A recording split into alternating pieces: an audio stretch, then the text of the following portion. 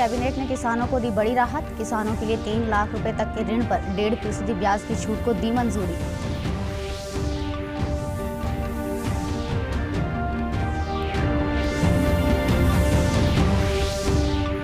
चौबीस अगस्त को प्रस्तावित प्रधानमंत्री नरेंद्र मोदी के मां अमृता आनंदमयी अस्पताल के उद्घाटन कार्यक्रम की तैयारियों का मुख्यमंत्री ने फरीदाबाद पहुंचकर लिया जायजा।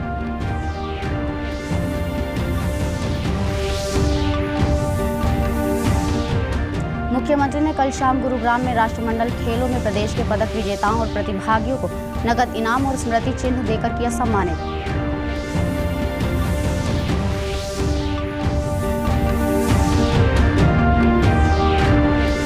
और नूह के शिकरावा गांव के शहबाज अहमद का भारतीय क्रिकेट टीम में चयन पर उनके गांव और परिवार में जश्न का माहौल, ग्रामीणों ने बांटी मिठाइयां। नमस्कार, मैं ममता रानी। अब समाचार विस्तार से। प्रधानमंत्री नरेंद्र मोदी के नेतृत्व में केंद्रीय कैबिनेट ने आज किसानों को बड़ी राहत दी है। कैबिनेट ने 3 लाख रुपए तक के अल्पकालिक ऋण के लिए 1.5% सालाना ब्याज छूट को मंजूरी दी है। केंद्रीय मंत्री अनुराग सिंह ठाकुर ने कहा कि कृषि क्षेत्र में पर्याप्त ऋण प्रवाह सुनिश्चित करने के लिए यह निर्णय लिया गया है। एग्रीकल्चर लोन जो किसानों को मिलता है किसान क्रेडिट कार्ड पर, इस पर 3 लाख रुपए का लोन किसान को मिलता है। 7% इंटरेस्ट देना पड़ता है जो बाकी ब्याज दर से कम होता है। अगर किसान सही समय पर इसका भुगतान करता है तो उसको 3% की इंटरेस्ट सबवेंशन मिलती है, तो किसान को मात्र 4% ही ब्याज देना पड़ता है। भारत सरकार ने निर्णय लिया है कि 1.5% इंटरेस्ट सबवेंशन अपनी ओर से देगी और 34,856 करोड़ रुपया इसके लिए हम उपलब्ध करवाएंगे। केंद्रीय मंत्री ने कहा कि कैबिनेट ने यात्रा, पर्यटन और आतिथ्य क्षेत्र के लिए आपातकालिक क्रेडिट लाइन गारंटी योजना की सीमा 50,000 करोड़ रुपए बढ़ाने को मंजूरी दी है। भाव किसी सेक्टर के ऊपर दिखता है तो ट्रैवल, टूरिज्म, हॉस्पिटैलिटी पर दिखता है। और भारत सरकार ने मोदी जी के नेतृत्व में निर्णय लिया है कि 50,000 करोड़ रुपए हम इसमें और वृद्धि करेंगे। ECLGS स्कीम को हम 4.5 लाख करोड़ से बढ़ाकर 5 लाख करोड़ कर देंगे और ये 50,000 crore specific travel, tourism, hospitality sector के लिए रहेगा, जो एक बड़ा रोजगार देने का सेक्टर है। केंद्रीय मंत्री अनुराग सिंह ठाकुर ने कहा कि कैबिनेट ने पेटेंट कार्यालयों के अलावा आम उपयोगकर्ताओं के लिए traditional knowledge digital library database के एक्सेस को मंजूरी दी है। यह सबसे पहले भारत के रहने वाले उपयोगकर्ताओं को उपलब्ध करवाया जाएगा। कि ट्रेडिशनल नॉलेज डिजिटल लाइब्रेरी का एक्सेस दी जाएगी, अभी तक नहीं थी, इनको दी जाएगी। और आपको कारण इसके पता है कि रिसर्चर्स को कई बार यही नहीं पता होता था कि इस क्षेत्र में रिसर्च करें तो क्या इसमें कहीं पहले से रिसर्च तो नहीं हुई। तो इस निर्णय के कारण उनका काफी समय कम भी लगेगा और उनका खर्चा भी और उनके संसाधन भी इस पे कम खर्च होंगे। प्रधानमंत्री नरेंद्र मोदी के प्रस्तावित फरीदाबाद कार्यक्रम की तैयारियों का जायजा लेने के लिए आज मुख्यमंत्री मनोहर लाल ने कार्यक्रम स्थल का दौरा किया। फरीदाबाद में बने 1,400 बेड के मां अमृतानंदमयी अस्पताल का प्रधानमंत्री 24 अगस्त को उद्घाटन करेंगे। इस दौरान मुख्यमंत्री ने विश्व आध्यात्मिक गुरु मां अमृतानंदमयी अम्मा से भी मुलाकात की। इसके अलावा मुख्यमंत्री मनोहर लाल ने फरीदाबाद के शाहजहांपुर गांव में शहीद राइफलमैन मनोज कुमार भाटी के घर पहुंचकर शहीद को श्रद्धांजलि दी।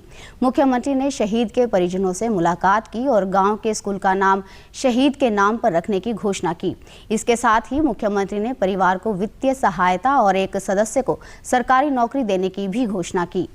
आज परिवार के नाते उनको उसका बहुत कमी महसूस हो रही है, बहुत झटका लगा है परिवार को, लेकिन फिर भी देश के ऊपर शहीद हुआ, शहादत के ऊपर गर्व भी है, इसलिए परिवार के लोगों को बनाने के लिए आया और कुछ चीजें हमने तय की है कि शहीद के नाम से इसका नाम अमर रहे। यहाँ का जो स्कूल है, स्कूल का नाम शहीद मनोज भाटी के नाम से रखा जाएगा और इसके अलावा भी परिवार की सहायता के नाते से जो राशि होती है वो भी इनको जल्दी पहुंचेगी और परिवार के एक सदस्य को नौकरी की बात कही है। मुख्यमंत्री मनोहर लाल ने कल गुरुग्राम में राष्ट्रमंडल खेलों में प्रदेश के पदक विजेता और प्रतिभागी खिलाड़ियों को नगद इनाम और स्मृति चिन्ह देकर सम्मानित किया। राष्ट्रमंडल खेलों में स्वर्ण पदक विजेता को 1,50,00,000 रुपए, रजत पदक विजेता को 75 लाख रुपए, कांस्य पदक विजेता को 50 लाख रुपए और चौथे स्थान पर आने वाले को 15 लाख रुपए की नगद राशि दी गई। इसके अलावा खेलों में भाग लेने वाले खिलाड़ियों को 7,50,000 रुपए की राशि भी दी गई। मुख्यमंत्री ने कहा कि भारत राष्ट्रमंडल खेलों की पदक तालिका में चौथे स्थान पर आया है। हमारा लक्ष्य इस पदक तालिका में पहले स्थान पर आना है। यानी गोल्ड मेडल, सिल्वर मेडल और ब्रॉन्ज मेडल, इनके लिए तो इनाम की राशियां तय थी। जब ये पिछला ओलंपिक हुआ उस समय हमको ध्यान में आया कि आखिर जो ब्रॉन्ज लेने से थोड़ा सा चूक गया, उसको ब्रॉन्ज तो नहीं कहेंगे, लेकिन क्योंकि हारा भी है तो भी 4th लेवल पर तो रहा है वो, तो चौथे स्थान पर आने वाले के लिए भी हमने इसमें एक विशेष प्रावधान किया कि जो पार्टिसिपेंट को मिलेगा, बाकी पार्टिसिपेंट्स हैं, उससे डबल राशि और वो जो चौथा नंबर पर आया उसको भी मिलेगी। संयोग से इस बार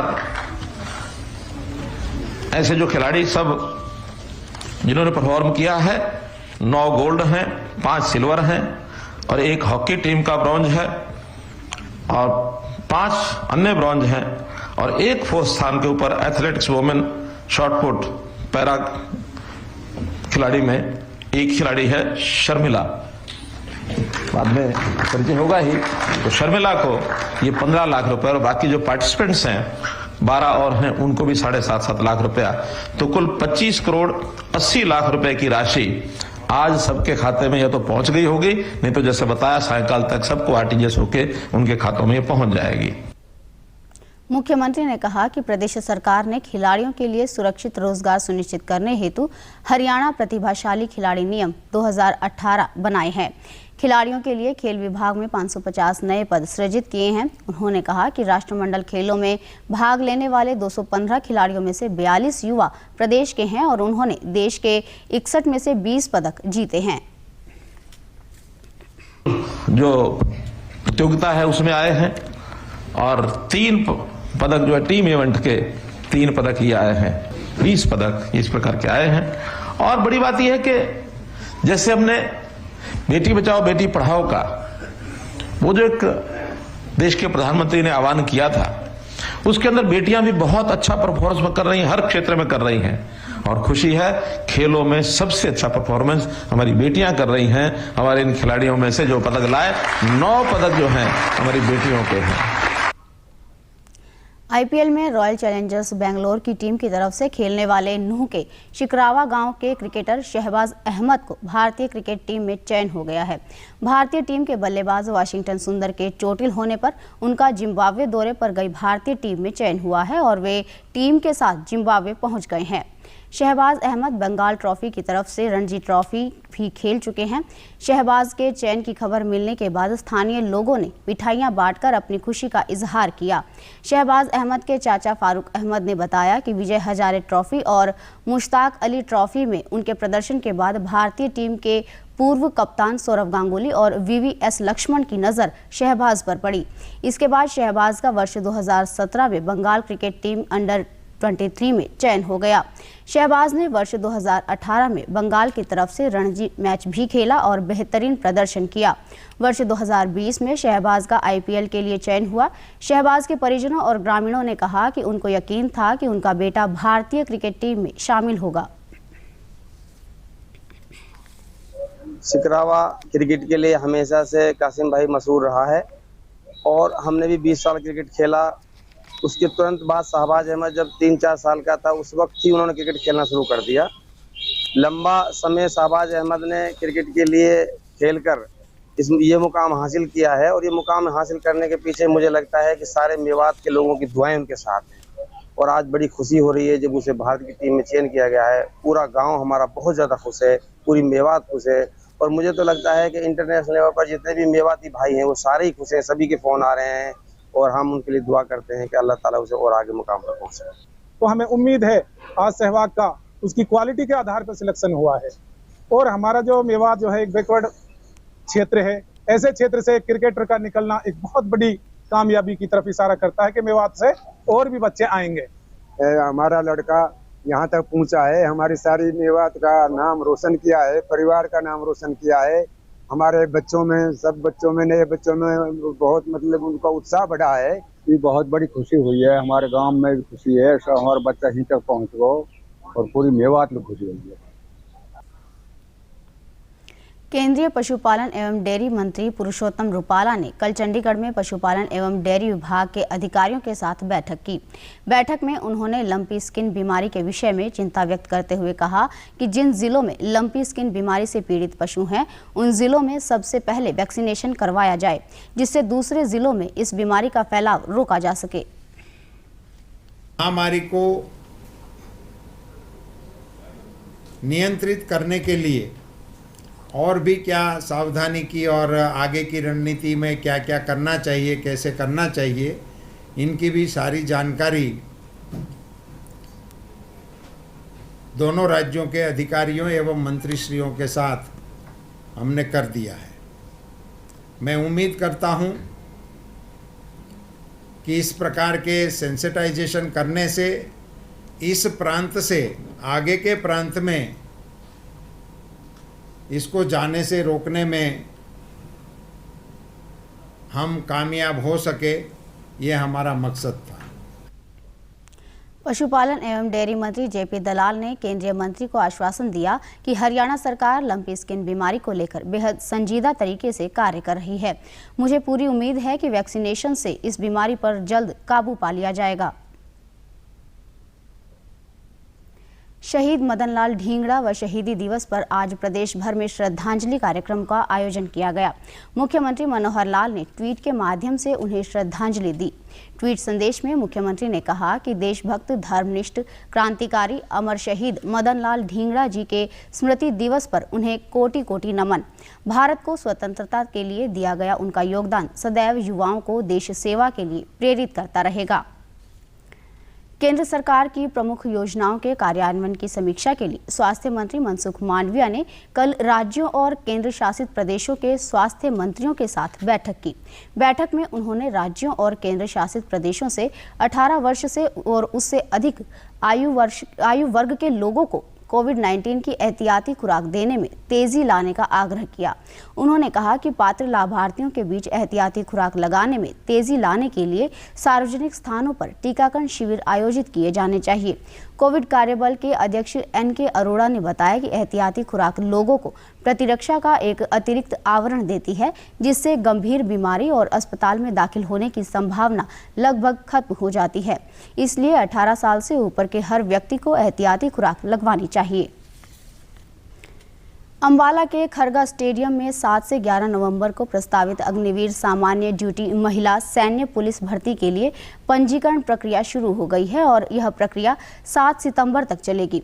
इस भर्ती के लिए चंडीगढ़, हरियाणा और हिमाचल प्रदेश के सभी जिलों से पात्र महिला उम्मीदवार आर्मी की वेबसाइट joinarmy.nic.in पर आवेदन कर सकती हैं।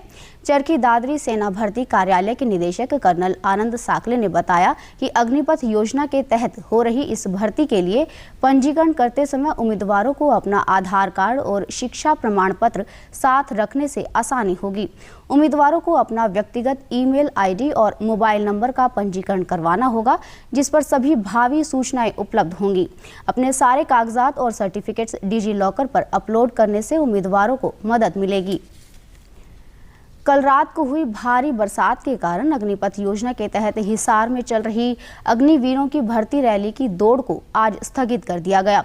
अब वंचित अभ्यर्थियों को दौड़ में भाग लेने के लिए 23 अगस्त को मौका मिलेगा। भर्ती कार्यालय हिसार के निदेशक कर्नल मोहित ने बताया कि हिसार की 5 और जींद की 2 तहसीलों के उम्मीदवारों को आज इस रैली में भाग लेना था।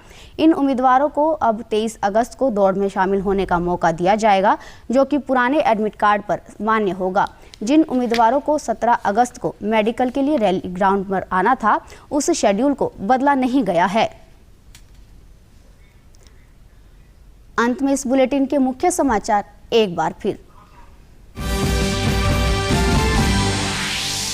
केंद्रीय कैबिनेट ने किसानों को दी बड़ी राहत। किसानों के लिए 3 लाख रुपए तक के ऋण पर 1.5% ब्याज को छूट की मंजूरी।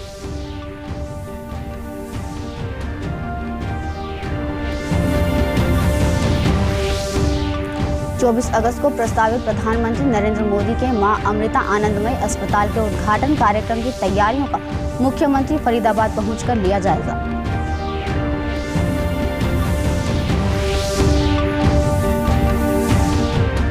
मुख्यमंत्री ने कल शाम गुरुग्राम में राष्ट्रमंडल खेलों में प्रदेश के पदक विजेताओं और प्रतिभागियों को नगद इनाम और स्मृति चिन्ह देकर किया सम्मानित।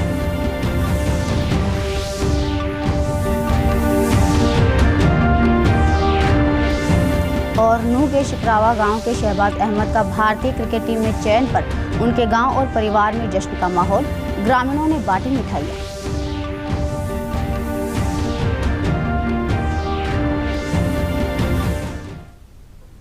समाचारों में आज इतना ही। नमस्कार।